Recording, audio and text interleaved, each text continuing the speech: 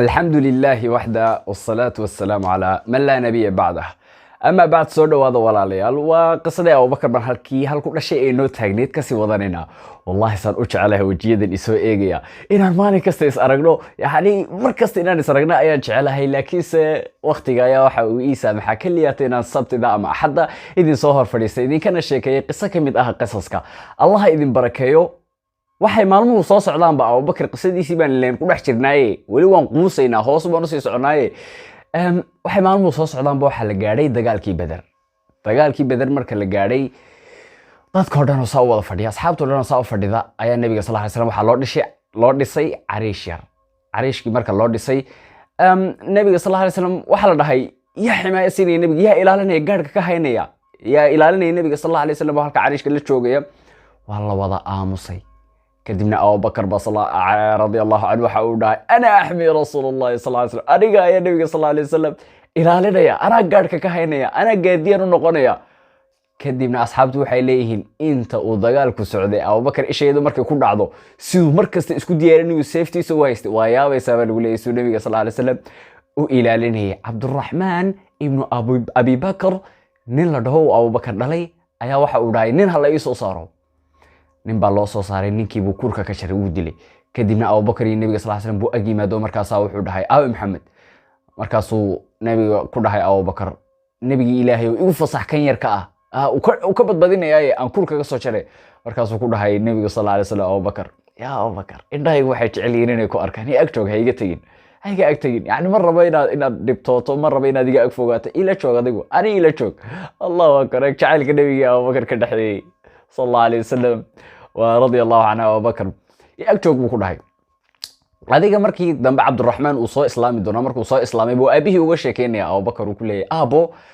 مالنتي بدر دور مر بإنده يكون عن أديكو سيفت هذا صو وتوسا وتاجن كتب نوح حسداني ورد أباها لا صوت قال ما تروح حسداني وأباها بيلا تقال ويسا وكاحش هذي بنا كتب أبو بكر وحده والله يا ضد قال مي إيش يدو أديكو عليه عبد الرحمن ها kurka ayaan ka jiri lahaa eeg awooda Abu Bakr ilmihiisa ina geysay isagu dhalay dhabarkiisa ka soo baxay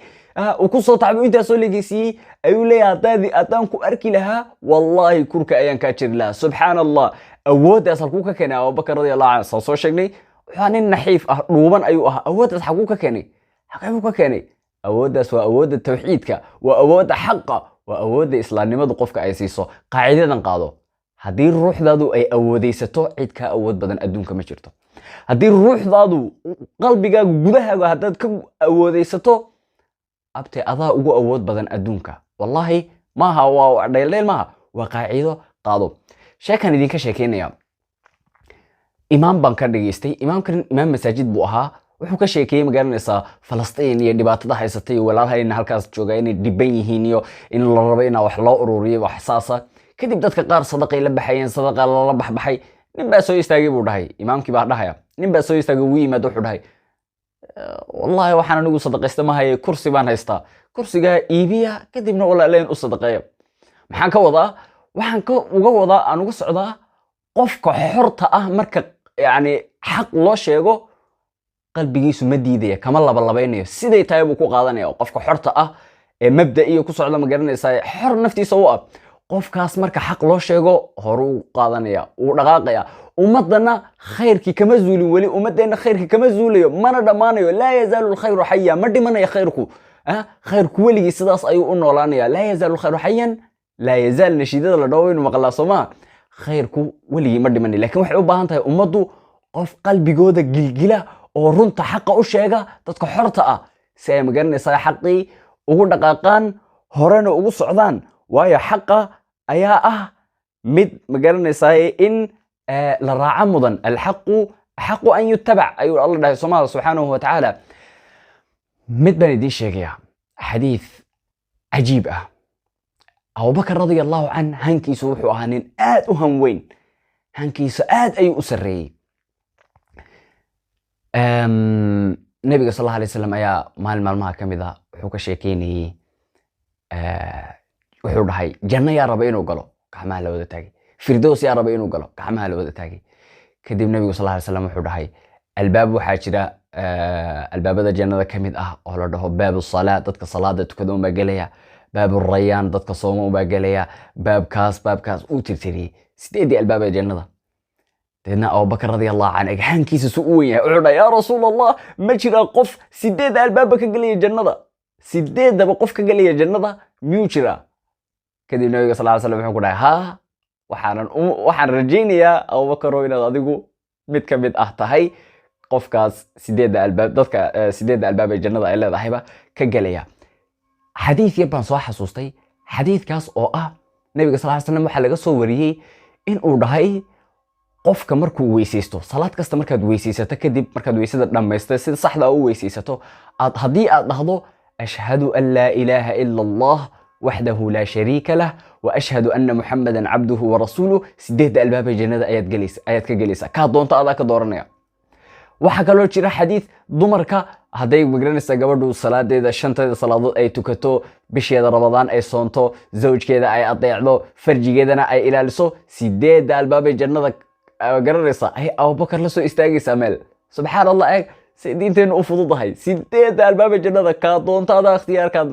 ikhtiyaarka yeelanaya oo ka galaya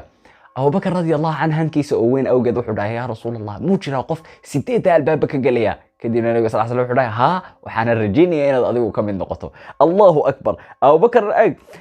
nabiga sallallahu alayhi wasallam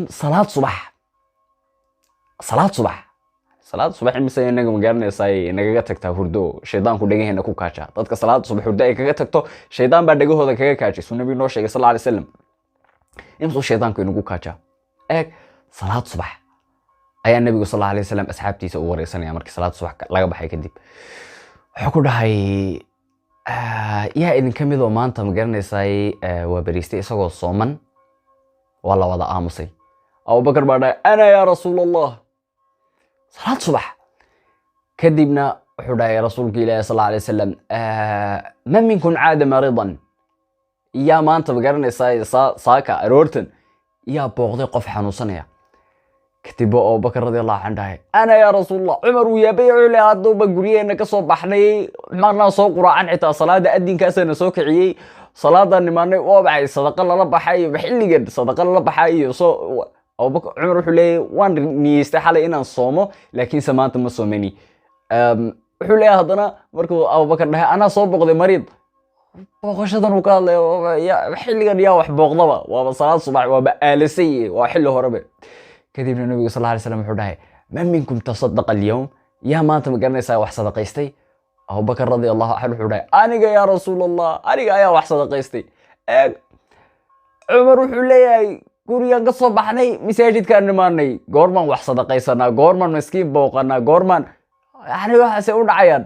Abu Bakar radiyallahu anhu waxa uu leeyahay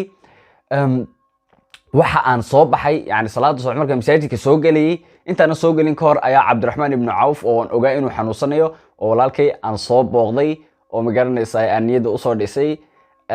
kadib markaan ka soo baxin masaajidka soo galay waana soomanaa buu dhaano soomana waan waabariistay marka masaajidka soo galay ayaan arkay miskiin tuugsanaya deedna jeebadahaygan baadhay wax aan siiyay ayaan waayay kadib waxaan arkay buu dhahay xafiidi Cabdiraxmaan ninka hadda ka sheegaynaa Cabdiraxmaan ibn Abi Bakr ayaan arkay buu leeyahay oo rooti yar jeexeed gacanta ku haysto waan ka qaaday buu dhahay ninkii miskiinka ahaa baan siiyay imisa maanta ma garanaysaa inaga garanaysaa laga yaabaa aabayaasha qaar in ay soo kacaan rooti salaad subax masaajidka ay yimaadaan laakiin caruurtoodii guriga kaga imaanayaan Abu Bakr muxuu leeyahay xafiidi inankaygi baa ila socday inankaygi ayaa rooti uu gacanta ku hayay aan ka qaaday waa salaad subax masaajidka la soo galayo isagii inankiisa ay ku kulmayaan Allahu akbar caruurteena aynu ku dadaalin in salaad subax ku tababarnayna kacaan aan ku tababarno in salaad subax kacaan dumarka ma aha inay dib u dhigaan salaad subax oo 9 aroornimo 10 aroornimo ay tukadaan maadaama guriga ku tukanayaan la marka la adimo kacweysiisa tuko nin hadda tahay cudurdaar aadan haysanina ka caruurtaadana kici ama walaalaha kici aada masaajidka soo tukada yani dimada ilaahay subhanahu wa ta'ala ayad ku hoostiraysa Allahu akbar shaytaanna waad ka magaranaysaa guuleysanaysaa guntiiniya wax kuma xirayo qoortaada Allahu akbar waxa loo baahan yahay ummadda inay sida u fikirto waxaan arkaynaa masaajidada qaar oo aad loo qurxiyay maanta qusuur aad moodo masaajidada si loo qurxiyo gudaha iyo banaanka iyo aadyaabada si loo qurxiyay laakiin salaad subax waxa ku tukanaya imaamka muadinka iyo dhowr qof hal saf laba saf ay ku tukanaya subxaan allah aaway ummadii shaydaan baa dhagaa kaga wada kaajay ma dhahayo ummadoo dhan way xun tahay oo inaga soo sheegnay laa yazaalu alkhayru xaya laakiinse waxaynu taaganahay mowqif waxaynu taaganahay yani xaalad aad u foolxun ayaan taaganahay ilaahay subxaana wa tacaala una naga mudnayn in aan kula dhaqanno waan iska hurdaynaa abubakar radi allahu can xilligaas isagoo sooman ayuu soo kacay haddii aad soomi karayso soon isagoo sadaqaystay uu masaajidka ilaahi subxaana wa tacaala soo galay eeg haddii aad wax sadaqaysan karayso sadaqayso haddii xitaa maal iyo waxaad sadaqaysato aadan haynin biir meel intaad weel yar biyo ku shubto meel yaroo taagoo magaranaysaa bannaana dhig shimbiraha imaanaya iskana cabaya waa sadaqo haddaadan intaa awoodin rooti yar soo iibi ama wax yaroo shimbiruhu waxay cunaan meel yaroo magaranaysa aad garanaysa inay shimbir yimaadaan ugu daadi waa sadaqo ajir baad shaqaysanaysaa waa xasano والله يحب المحسنين قفك مقرنيسا وناقة فلنا إلهي سبحانه وتعالى وجعل يهي جعلك إلهي بدليسا أبتي ما وح سهلا ماها صدقها سهل سنين حتى صدقها وح أوفضل بدن إن أدبيو قف عبسيسو صلاة جمعها ضد بدن أي مساجدك إيماني ولا ولا هراضي يا مركز مساجدك لقى صبحو مساجدك هورت هذا صادق بيو صادق ضدكم مركز مساجدك كصبحان أي ولا عبان توقف فضل بدن صدقنا وحويان بيو ليس عبسيو الله أكبر كفايديست صدقنا البابدا خيركو آدي أوفر بدين وحن هطا حسوا إن يرو كميد لكن آدي أوفر بدين هدي أدبارنا وحد هليسا يعني هدي وح كوفضل أصمين كريسا أكتر لكن وحير كأ لكن الله أكتيسا وحلقيا بينات كجيها شو أجير أنا لسوكو بكرينين مركا هدا يلسنينا صدقنا عمر رضي الله عنه وحا أوليه هي kulama tartami karina abubakar adiga kulama tartami karino ma ninkaaga salaad subax isagoo sooman soo kacay sadaqaystay mariid soo booqday masaajidka ugula tukanaya wallahi kulama magaranaysaa tartami karino nabiga sallallahu alayhi wasallam markaas abubakar waxa uu ku dhahay abubakarow waxa aad maanta samaysay waxa weeyaan qofka sameeya ay intaas ku kulmaan inuu salaad subax isagoo sooman soo kaco mariid soo booqdo صدقنا بحثه انت قفك اي كلمان سديد الباب الجنة ايو كجليا الجنة الله اكبر سديد الباب الجنة هي ايو كجليا ابو بكر رضي الله عنه اودس ايو لها الى سبحانه وتعالى هي نجو بقرر ارزاق اودس او كله اي فضلياس او كله عمر ايام قرنس صدقه اللي بحسنيه والنبي صلى الله عليه وسلم هلا كانوا كدبنا عمر baa wuxuu dhahay maanta Abubakar waa inaad ka badisaa isla tatami jireen ma ogtahay maanta Abubakar waa inaad ka badisaa buu dhahay Umar hay maalkiisi buu laba u kala qaybiyay qayb buu xaaskiisa caruurtiisa uga soo tagay qaybna suu u waday buu nabiga u keenay maanta ya Abubakar aad ka badisid bisleeyo gaaraysa saasadiisa ku jirta deedna markuu nabiga sallallahu alayhi wasallam yimaaday baa wuxuu ku dhahay ya rasuulallah waa kan maalkayga baan ku keenay markaasuu ku dhahay dhamaan markaasuu ku dhahay Umar radiyallahu anhu may ehelkaaga maxaad uga soo tagtay buu ku dhahay nabiga sallallahu alayhi wasallam Umarow markaasuu Umar waxa uu dhahay intaan hadda ku keenay in leeg baan uga soo tagay nabiga ilaahayo ما شاء الله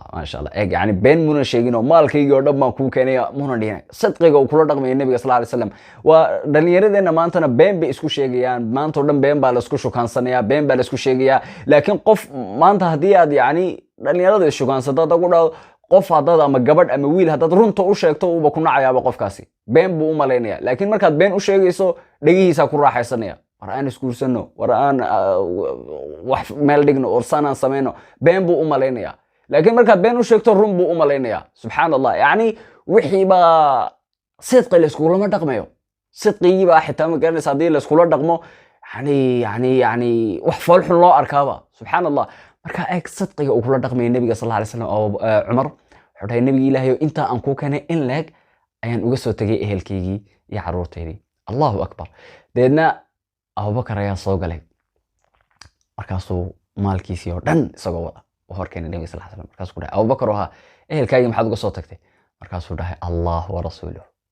وحن مال هيستي وروان كان إلهي الرسول كيسان الكاي قصة تكي وحلوقة تجي كان وح ونكسن إلهي يا رسول كيسا يجا يا إلهنا يا أمان سنين الله أكبر يعني إلهي الرسول كيسا محق ده إلهي يسوى حي النبي صلى الله عليه وسلم أردن تي لكن سنة دي سيبا نول وقف كي مجانسها كتوصة ilaahay subxaanahu wa tacaala ayaa ilaalinaya. allahna subxaanahu wa tacaala dad ehelkaagii dadkaaga kaga soo tagto, allah subxaanahu wa tacaala wuu ilaalinayaa. mar kasta oo muuqaaladayda aan soo duubo markaan sii dhammaynaya maxaan dhahaa astawdicukum allah, ilaahay baan idinku ammaansanaya, ilaahay baan magaranaysaa idinkaga tegaya si uu idiin ilaaliyo. kadib alla subxaanahu wa tacaala wuu ina soo celiyay isagoo ina ilaaliyey oo inagana soo hor fadhina mar labaad. alladii laa tatiicu wadaa'icuh, allahna arrinta loo dhiibto magaranaysaa lagu hadleeyo ilaahay subxaanahu wa tacaala ma dayaco. marka abubakar maalkiisii oo dhan isagoo wada ayuu keenay, markaasuu dhahay yaa rasuulallah, aniga maalkaygii oo dhan waan keenay, ehelkaygiina allah iyo rasuulkiisa nuga soo tegay. kadib baa abubakar uu ku dhahay nabiga sallallahu alayhi wasallam, axsanta ya abubakar. kadib cumar wuxuu dhahay